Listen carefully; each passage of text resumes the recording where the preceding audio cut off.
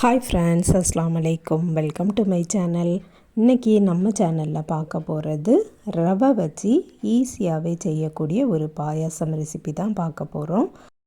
அதுக்கு முன்னாடி நம்ம சேனலை இப்போ தான் ஃபஸ்ட் டைம் பார்க்குறீங்கன்னா சப்ஸ்கிரைப் பண்ணிடுங்க. சப்ஸ்கிரைப் பண்ணிவிட்டு பக்கத்தில் இருக்கக்கூடிய பெல் ஐகானையும் கிளிக் பண்ணிடுங்க. இப்போது எப்படி பண்ணலான்னு பார்க்கலாம்.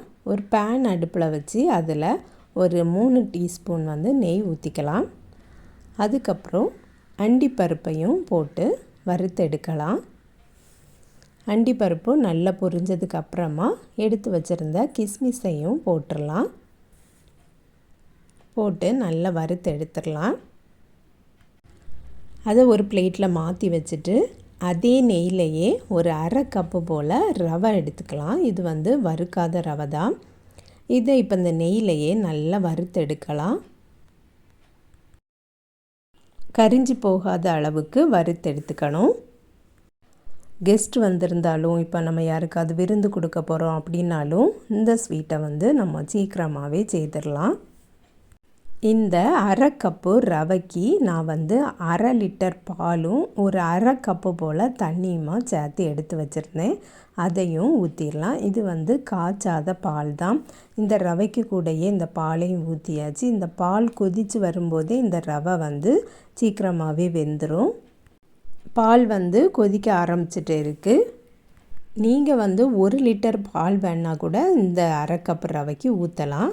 அதுவுமே கன்சிஸ்டன்சி கரெக்டாக தான் இருக்கும். பால் கொதிக்க ஆரம்பித்ததும் ரவை திக்காயிட்டே இருக்குது. உங்களுக்கு பார்த்தாலே தெரியும். பால் நல்லா கொதிச்சாச்சு, ரவையும் குக் ஆயாச்சு. இனி நம்ம ஒவ்வொரு இன்க்ரீடியன்ஸாக போடலாம். ஃப்ளேவருக்காக வேண்டி நான் ஒரு அரை டீஸ்பூன் போல் ஏலக்காய் தூள் போட்டிருக்கேன்.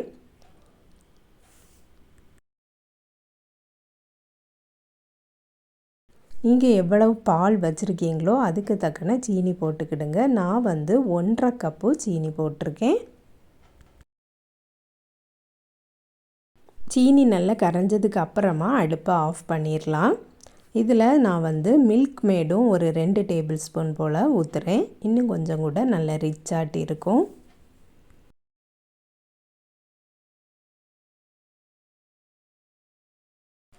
ஃபைனலாக இதில் ஒரு பிஞ்ச் போல் உப்பு போட்டுக்கலாம். உப்பு போட்டதுக்கப்புறமா அடுப்பை ஆஃப் பண்ணிடுங்க. நம்ம வறுத்து எடுத்து வச்சுருந்த அந்த அண்டிப்பருப்பையும் கிஸ்மிஸ் பழத்தையும் போட்டுடலாம். இப்போ பார்த்திங்கன்னா லிக்யூடாக இருந்தது மாதிரி இருக்குது. குடிக்கிறதுக்கு கரெக்டாகிட்டே இருக்குது. இனி ஆறுனதும் இன்னும் கொஞ்சம் கூட திக்காயிரும்.